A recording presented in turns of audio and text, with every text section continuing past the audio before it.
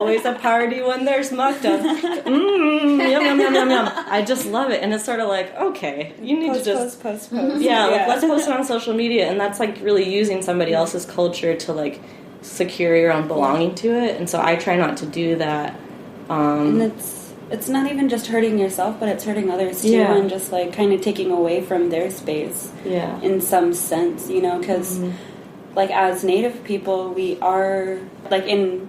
retrospect to my life is like there's a lot of shame that was put on me. Any kind of moments where I had these like prideful emotions over certain things or whatever, it's just like even amongst my own people, even other natives were kind of telling me like, you're too native, like shrink it down a little bit, like kind of like get into this motion or whatever. But once you become an adult and you start seeing that those experiences that literally belong in your blood and in your life and in your lineage, that you've spent so much time of your life kind of shrinking down, somebody can come in and just be in like this really cool, awesome person because they came in and they had this like exotic experience and they are having all these new connections or whatever that you can't do yourself because you had learned to shrink yourself.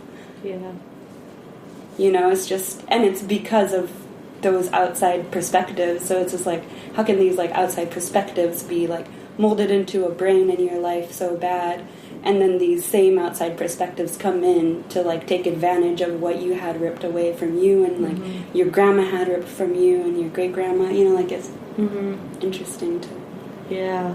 And I think people mean well and stuff, but like there's this weird thing of like you want to celebrate the culture that's happening in front of you or whatever, and like you're just really excited about it or something, but at the same time it's just so easy to like have that energy of just taking. Even if Jackie like shares an experience or something in her media and then people like respond to it, if they're non-native or something, they respond to it and be like, this meant so much to me. They mean well, but like how could it mean as much to you as it means to her? It's almost like that person is like trying to say I'm one of the good ones, or they're trying to be like validate. It's all looking for validation. And so I just feel like trying to be, as much as it's a human emotion to want to belong, if you're just questioning it whether you belong all the time, you're going to be one of those people that's like sucking energy away from other people, trying to secure your own belonging or something. And so I think I kind of went through a little bit of that journey where there were some tears shed about, like, do I belong or something, but, like, now I don't know. I feel like I've matured in a way where I guess it's always good to question whether you're, like, adding value to your community and stuff or taking it away or taking advantage, or, like, how somebody's experience might be different from yours, and always be learning and always be reevaluating and reflecting. If you're going to be in that space, your anxious questioning or your anxious like grabbing onto like the experience or the culture doesn't really help anybody.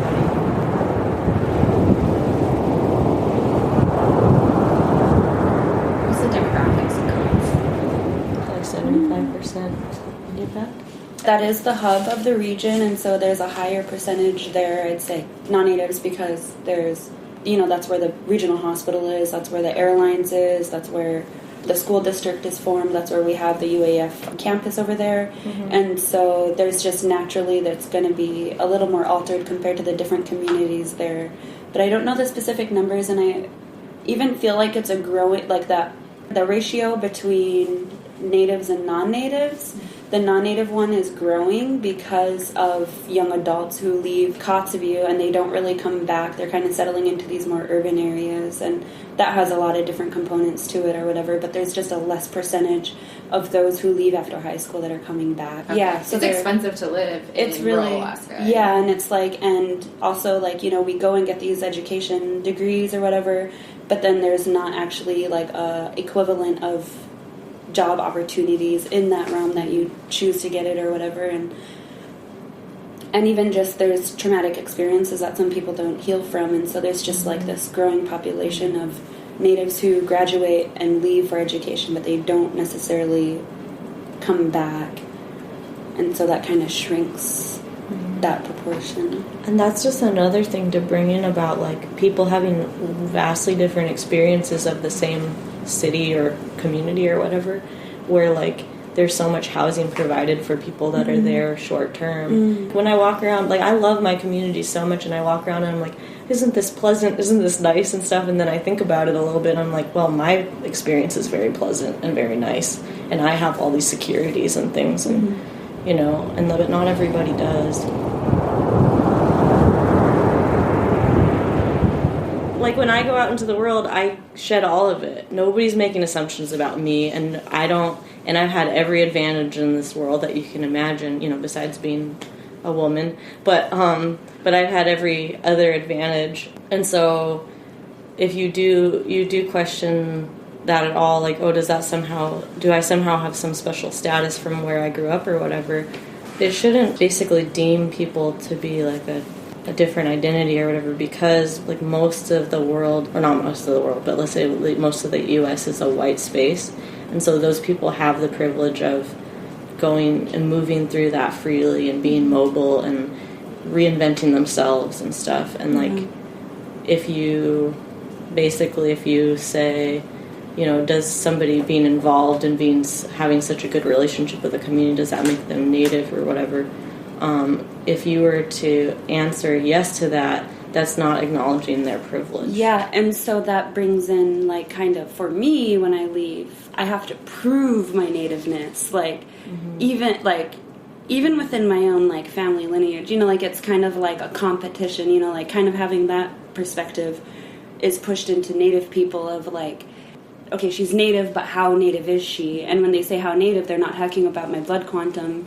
They're talking about how involved am I in the community, and that it becomes a really complex experience or whatever. You can't celebrate the abilities and, like, connectedness of one person but then have all these expectations on another person that not only you have to prove your nativeness, but you also have to prove your, like, whiteness too, like how much you can, like, education. Yeah, like you can move through this world that is, like, and then white once dominant. I can do that, then it's just kind of like so it turns into like, oh, you're a more privileged Native than I am. Yeah, because you're able to move in these spaces that I'm not capable of or whatever, and that comes to my own privilege too. Like, Natives come with their own privileges, and there's levels in that. Yeah, and then if you're also if you open up that, like, I guess if you just kind of, like, allow that conversation, it also makes people who marry into an Indigenous or Alaska Native family or have Alaska Native or Indigenous children think that they have they occupy the same space somehow, and they don't. You still, like, even if you have Native children, it doesn't mean that you're Native, like, and, like, we see people taking advantage of that sometimes too, and thinking that they can speak in ways that they speak on things that they don't really understand or whatever.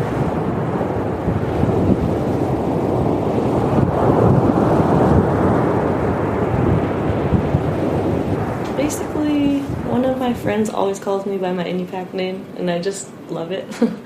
I think I was just surprised because it's not that I hear it that much, but when when somebody says my Inupiaq name, I turn, you know? Even though I don't have that much, like, conditioning or whatever of hearing it, like my own, like, English name or whatever. But, like, she always calls me that, or almost always, and, like, it just is nice. Like, I just liked that a lot.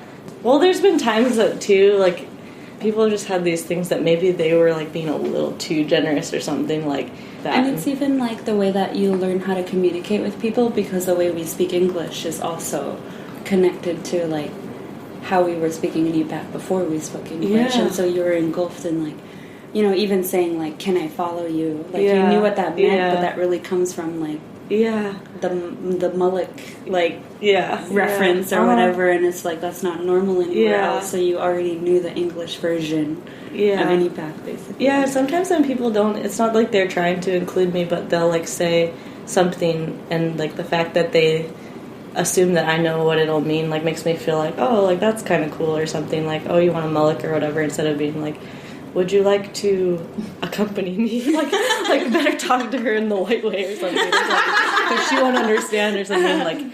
Like people that, like, don't, like, I'm just meeting or something will say something like that to me, and I'll just be like, oh, that's cool. Or, Like, and then there are some times that I don't know, and I have to go look it up or something in the IndyPack app. Like somebody was like, what's the word for staying up late? Pagawk. Yeah. Did you pagawk? And I was like, it was a text, and I was like, I looked it up real fast, and I was like, yeah, I did. Or because I just didn't know, and just trying to act like I knew already or something. Yeah, and then just like that, I don't know. It's like I don't even deserve to be included in that way based on what I represent, you know. But people still do it anyway, and that's the kind of generosity I'm talking about. That like it's unparalleled. I don't know. There's pictures of me wearing like little utikliks and stuff, dancing invitational dances, and I'm the type of person that I want to ensure that I've been thoroughly invited to do something, because I never want to just go and take and take and take. Mm-hmm. And so I almost always kind of step back and stay back and everything. And then sometimes people are like, no, you get in here and you do this. Like dragging her into invitational dancing. Yeah. Or I just like, no, I'll sit, whatever.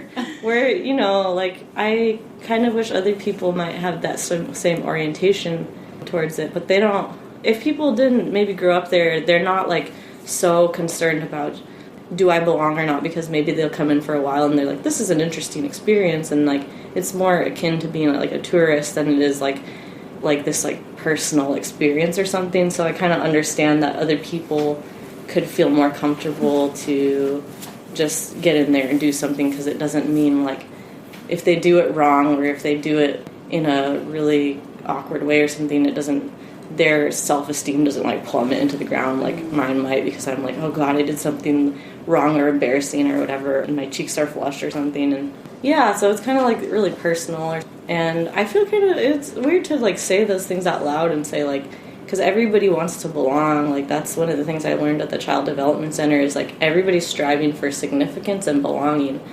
If somebody is acting out, it's usually because they are not sure of those two things. They're not sure if they're significant, or they're not sure if they belong. And there's like there's this feeling of almost like scarcity of belonging, maybe. Like I feel like there's a lot of, I get more excluded by other non-Native people that live in my community than I do by Alaska Native people or Indigenous people that live in my community, because those people are almost feel like they need to be competitive for those scarce like spots of belonging, which is just like a really sad thing, because when people started competing with me, and I grew up in Kotzebue, but I don't necessarily have anything to show for it. I don't have, like I do, but like I don't know how to drive four-wheeler still. Like I'm still learning right now. Like I could drive an automatic one, but the gear shifting or whatever, we are gonna be like, oh, like that, you know? like that's gonna happen. Or I don't know. It's gonna be like how? Yeah. Like, and I don't, you know, like I haven't gone and done all these things. And sometimes people come into the community as a seasonal worker or something, and they do more in that span of time than I have ever done. And so that's just another thing where I'm like starting to feel sad about it or something. Like when I started to feel like I had to start acting that way to compete, then I was like, what are you doing? This is ridiculous. Like you need to stop competing with people. And so I'd almost like overcorrect and just be like, if I knew some word or like some information that somebody was asking, I wouldn't share it. I'd just be like, I'll let somebody else share it. I'll let somebody else like eagerly share that they know like the answer to the question, because I didn't want to be somebody that was like just wanted to belong so much that it makes people uncomfortable or something. So I started to sit back and I don't know, like I think that was a real moment for me, was to kind of have that anxious moment of like questioning, do I belong, and then settling down about it and just being like, I think I do, like most of the time, and if I keep behaving myself. but yeah, and then so for moments of kind of exclusion, I think there's been times when people don't think that I know what the word Nilagmi means or whatever, and then also like, is that the Kotzebue? Yeah. So Nilagmi means Tanak, basically. Okay. Yeah. Oh, okay. They say Tanak. They say Tanak. I'll look out for that one. No, I'm just kidding. Yeah. But then when I was, joined a whole other environment at Edgecombe, like I don't know if people, like I learned the word Gusuk there too, and I'm not hurt by it like in this like way that I know that racial slurs hurt and that are really like demeaning and marginalizing and stuff. But sometimes, like, just somebody's attitude towards it will make me feel kind of like